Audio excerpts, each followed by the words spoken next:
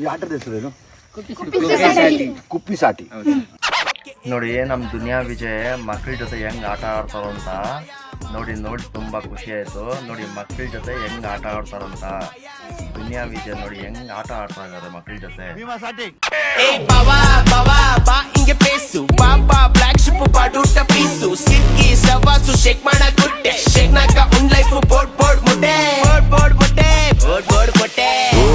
ಮಗಳೇ ಒಂದ್ ಕಡೆಯಿಂದ ಎಲ್ಲಾರ್ಗೂ ಕೊಡ್ತೀನಿ.